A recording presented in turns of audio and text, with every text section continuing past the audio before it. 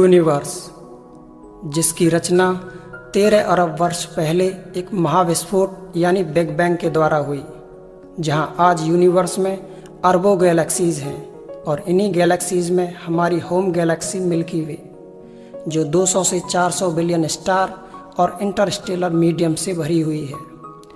Milky वे Galaxy के centre पर घूमता सूर्य, जिसके अराउंड घूमते 8 ग्रह और उन्हीं में एक ग्रह पृथ्वी, जीवन को बसाए हुए एकमात्र ग्रह, जहाँ जीवन कण कण में बसा है। धरती, आकाश, पाताल, हर जगह इसके अंश मौजूद हैं। समाज, संस्कृति, रिश्ते और भावनाओं जैसे तरह तरह के रंगों से सजी ये दुनिया आज एक लय के साथ झूम रही है और जीवन की इस लय को निर्धारित करती है गति।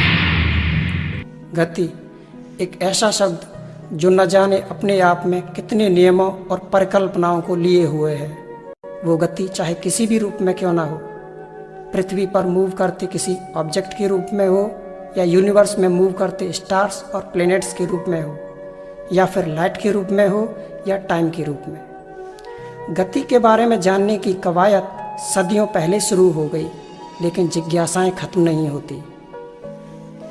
आज से 2000 साल से भी पहले एक ग्रीक फिलोसोफर अरस्तु, जिसने गति के बारे में बताया कि गति को बनाए रखने के लिए एक शक्ति जरूरी है, यानी जब तक किसी पर फोर्स लगाएंगे वह तभी तक मूव करेगी।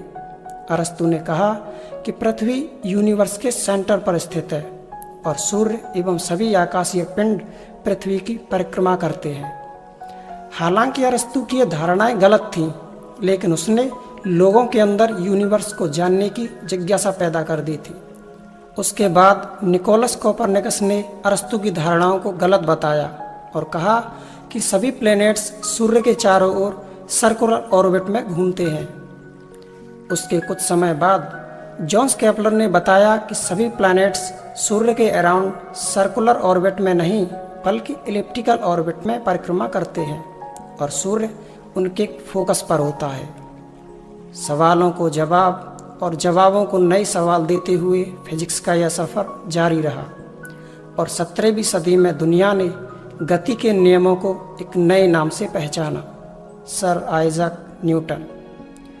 न्यूटन ने अपनी बुक प्रिंसिपिया मैथमेटिका द्वारा बताया कि कोई भी वस्तु रेस्ट या मोशन स्टेट में तब तक रह सकती है जब तक उस पर कोई एक्सटर्नल फोर्स न लगाया जाए। यह फोर्स उसकी गति को एक खास दर से बढ़ा भी सकता है और घटा भी सकता है। अब गति और उसके नियमों के साथ यह सवाल भी उठा कि गति का निर्धारण कैसे किया जाए।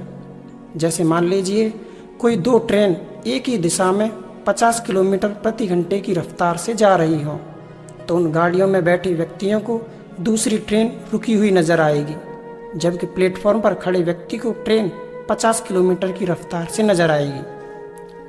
अब सवाल यह था कि ट्रेन की गति का मान किसके अनुमान पर माना जाए, ट्रेन में बैठे व्यक्ति के अनुमान पर या प्लेटफॉर्म पर खड़े व्यक्ति के अनुमान पर। जवाब था दोनों अपनी अपनी जगह सही हैं।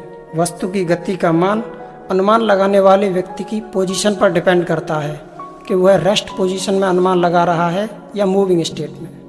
या ऐसे समझें कि पृथ्वी पर पड़े ये पत्थर पृथ्वी के रेस्पेक्ट तो रेस्ट में है, लेकिन पृथ्वी स्वयं सूर्य के चारों ओर चक्कर लगा रही है, तो ये पत्थर भी पृथ्वी के साथ सूर्य के चारों ओर चक्कर लगा रहे हैं। अतः जिसके रेस्पेक्ट किसी वस्तु की पोजीशन या मोशन बताई जाती है, उस सिस्टम को निर्देश तंत्र यानी फ्रेम ऑफ रेफरेंस कहा गया।